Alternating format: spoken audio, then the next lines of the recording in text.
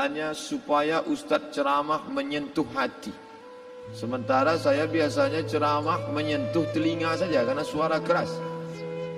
Malam ini diminta menyentuh hati. Tapi sedikit banyak dari internet, di YouTube itu banyak juga saya dapat SMS, kami tersentuh dengan ceramah Ustaz. Itu pengakuan sendiri, bisa dilihat. Kami komen-komen mereka, ceramah Ustaz menyentuh hati kami. Jadi kalau malam ini ada yang tak tersentuh, itu bukan salah ceramah saya, memang hati itu sudah tak ada lagi. Bercanda, bukan serius. Bapak Ibu yang dimuliakan Allah Subhanahu wa ta'ala, apa yang disampaikan Pak Kepala Kanwil tadi adalah hadis Nabi Muhammad sallallahu alaihi wasallam. Ala fil jasadi mudghah, ketahuilah di dalam jasadmu itu ada segumpal. Idza saluhat, kalau dia baik, saluhal jasadu kulluh, yang lain ikut menjadi baik. Wa idza fasadat, kalau dia rusak, fasadal jasadu kulluh, yang lain ikut menjadi rusak. Di mana dia? Ala wahyal qalb, dia adalah hati. Maka yang pertama kali menghitam itu apa kata Allah? Kalla bal rana, ada satu titik hitam. Ala qulubihim, ada satu titik hitam di dalam hati mereka. Ketika satu titik dibiarkan berubah menjadi dua titik dibiarkan berubah menjadi 3 titik, 5 titik, 10, 100, 1000, maka dia pun menjadi hitam semuanya. Ketika hati sudah hitam, maka itulah azab di atas azab. Khatamallahu ala qulubihim. Setelah hati menghitam, terkunci, menular ke telinga. Wa ala sam'ihim. Setelah telinga, wa ala absarihim ghishawah. Padahal 3 itulah nanti yang akan ditanya di hadapan Allah. Inna sam'a wal basar wal fuad. Coba lihat, ketika akan ditanya, yang ditanya 3, tapi diawali dari telinga. Inna sam'a wal basar wal fuad, telinga, mata, hati. Tapi ketika terkunci, yang duluan dikunci hati. Khatamallahu ala qulubihim wa ala sam'ihim wa ala absarihim. Kalau hati sudah terkunci, telinga tersumbat, mata tertutup. Summum bukmun umyum. Summum bukmun umyum, peka, tuli, bisu, apapun tak lagi masuk ke telinga.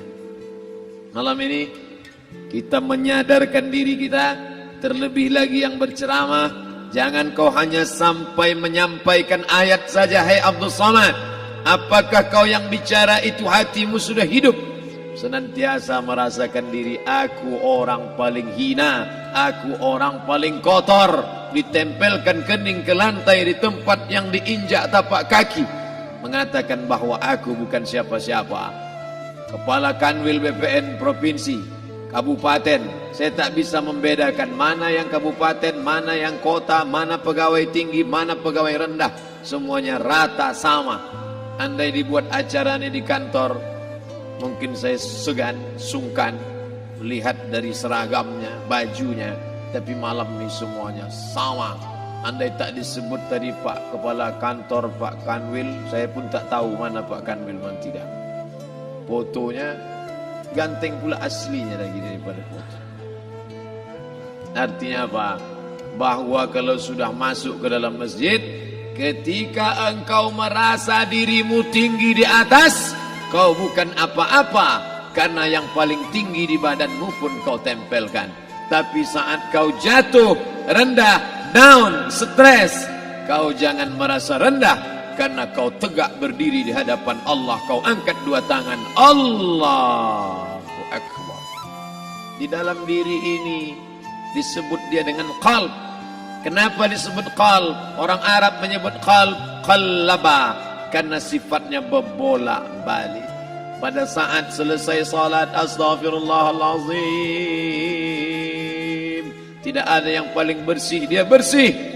Tapi pada saat petang sore hari, yusbihu mu'minan, paginya putih, bersih, tak bernoda. Wa yumsi kafiran, petangnya hitam. Makanya dari pagi dibersihkan. Salat subuh bersih, salat zuhur bersih, condong matahari salat asar bersih, tenggelam matahari salat maghrib bersih, sempurna gelap malam salat isya bersih, tengah malam bangun tahajud munajat di tengah malam orang tertidur. Wa tusalli bil laili wan nasu niyam, engkau tegak di waktu malam di saat orang semua sedang tenggelam dalam lelap tidur panjang, tapi engkau menangis meratap mengenang dosa begitu banyak. Sab'atun yuzilluhumullah, di antara 7 yang mendapatkan naungan Allah.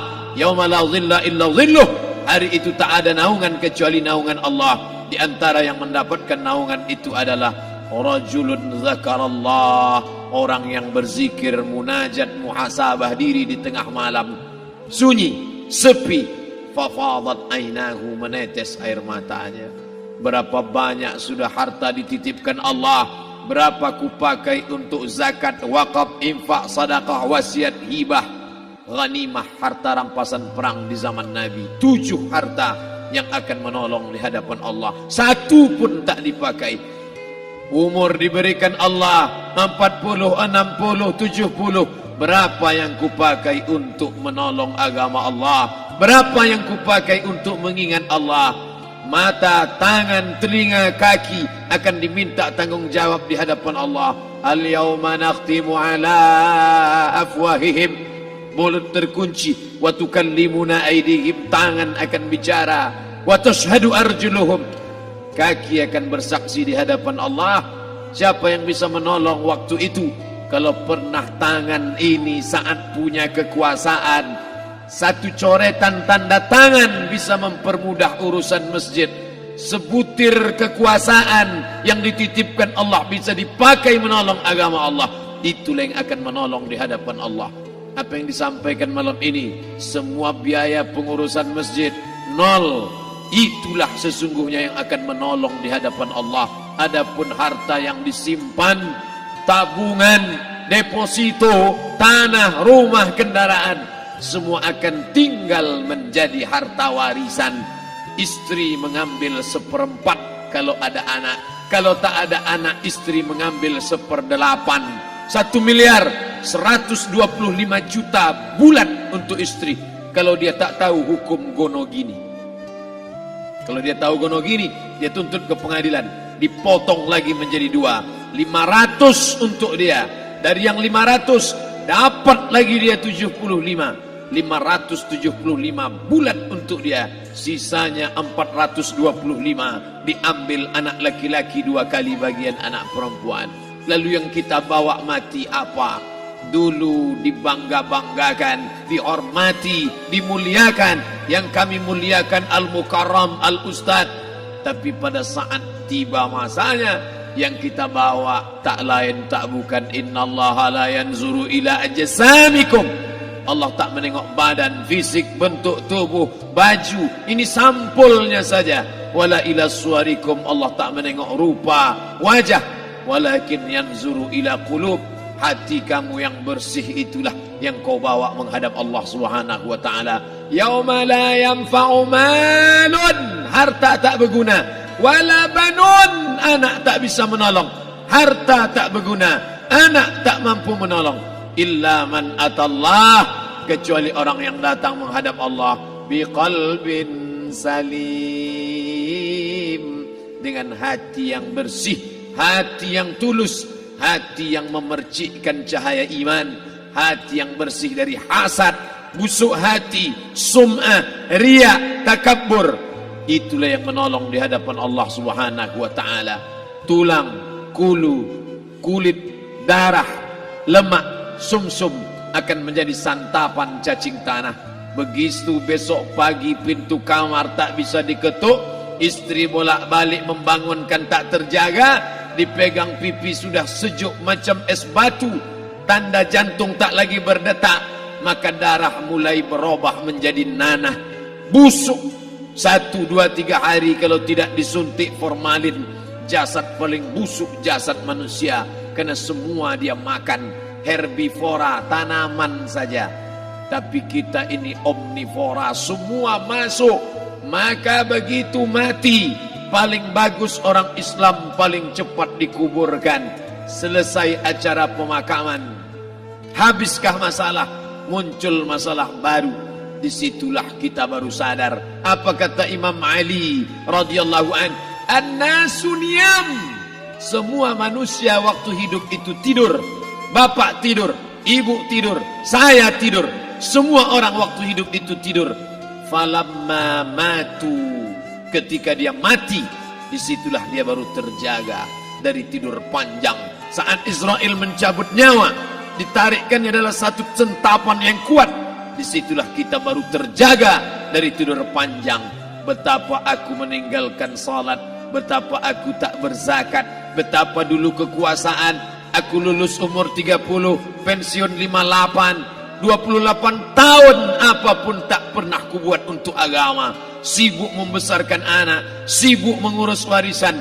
Anak pun tak ingat dengan kita, karena kita lupa menanamkan pendidikan agama di dalam otak kepalanya.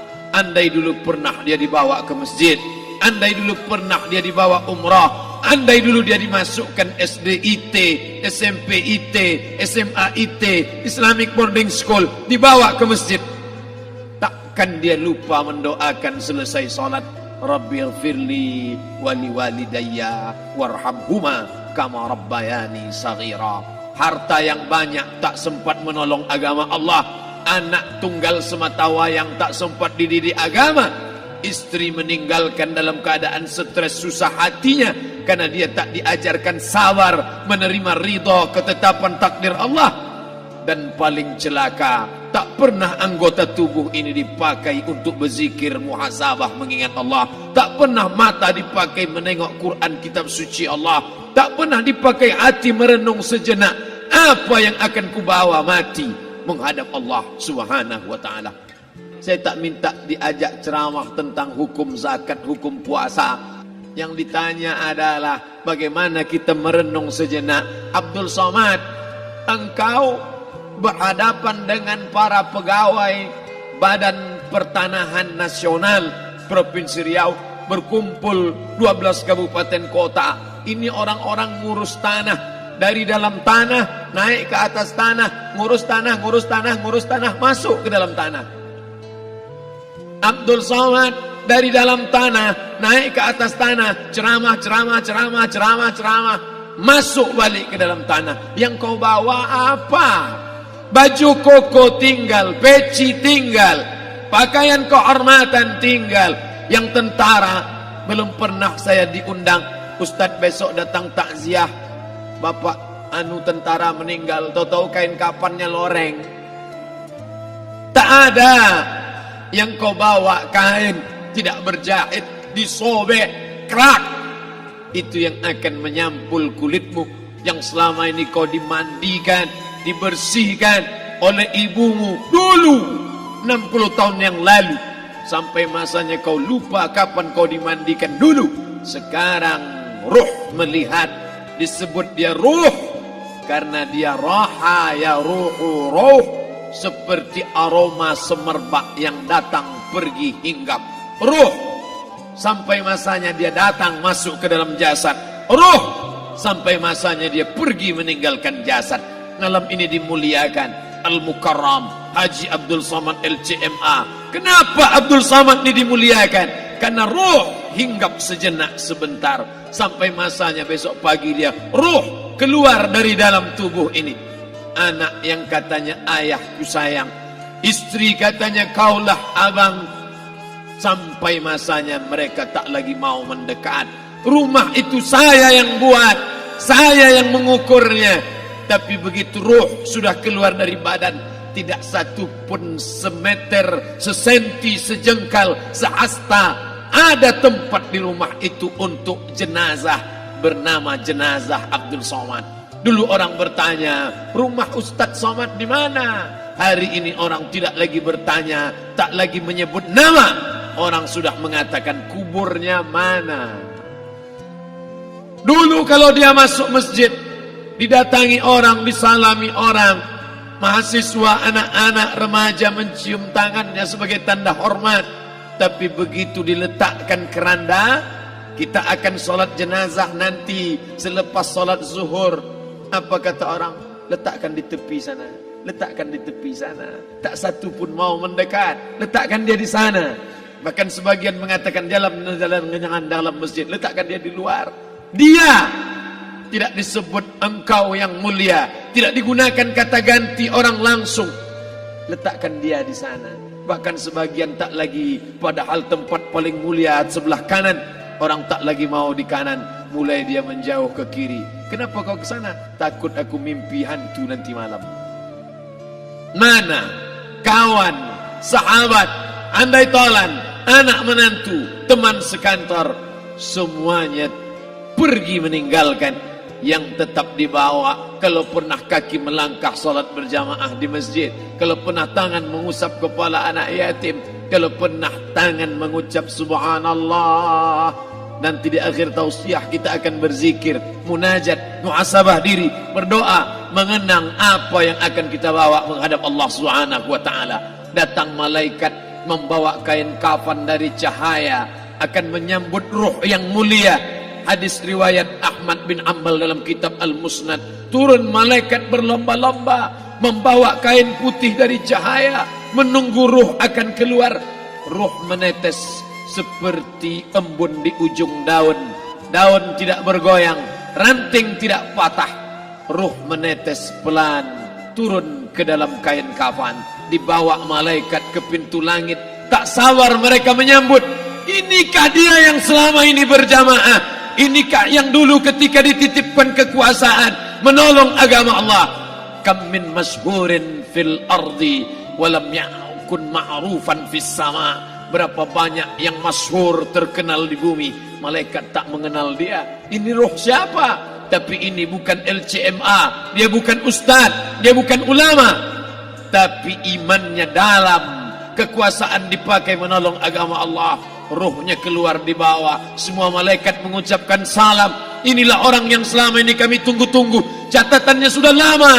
Setiap pagi petang malaikat subuh membawa catatan namanya, malaikat malam membawa catatan namanya. Kami merindukannya. Begitu orang-orang yang masyhur di langit tapi tak dikenal makhluk bumi. Tapi ada sebaliknya, yang rohnya disentapkan, ditarik malaikat dengan begitu tarikan yang sangat kuat. Nabi bertanya saat Isra Mi'raj kepada mereka yang sudah mati ribuan tahun yang lalu, apa yang kalian rasakan? Yang satu mengatakan seperti tebasan pedang di tempat yang sama beratus kali. Yang satu mengatakan seperti kambing yang dikuliti hidup-hidup. Yang satu mengatakan seperti mata kail pancing ditarik dari kulit yang basah.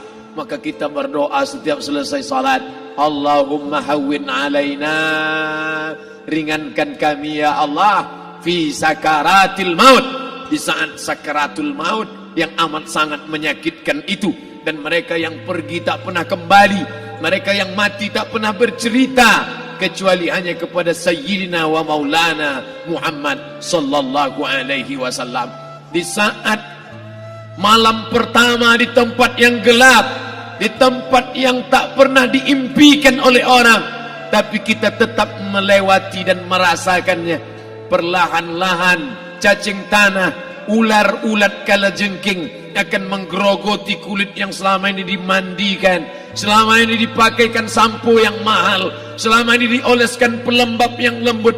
Tapi ternyata sebelum roh keluar jasad, setelah keluar, dia hanya akan menjadi santapan cacing tanah, hancur berkeping hari demi hari. Yang pertama kali membusuk adalah mata, karena dia berisi cairan. Cairan ini mengering, busuk dan berlubang. Lalu kemudian usus sebulan di dalam tanah, mulai dia menggelembung masuk angin dan dia meletus pecah. Cacing-cacing tanah mulai datang menggerogoti, memakan. Habis lemak, tulang, kulit, bulu, sumsum, darah, jantung, empedu, limpa, buah pinggang. Habis semuanya, tinggal tulang-tulang yang memutih, dimakan oleh tanah, ditelan oleh massa, sampai akhirnya Asi bin Wa'il membawa tulang yang kering itu kepada Nabi Muhammad, baginda Sayyidina wa Maulana Muhammad. Ya Muhammad, ayuhyi rabbuka hadzal 'idham, sanggupkah Tuhanmu menghidupkan tulang yang kering ini? Nabi diam tak menjawab sampai akhirnya datang Jibril alaihi salam membawakan wahyu. Qul, katakan kepada dia. Ayat ini dibaca malam Jumat. Bapak Ibu semua hafal, kita baca qul yuhyihal ladzi ansha'aha awwala marrah wa huwa bikulli khalqin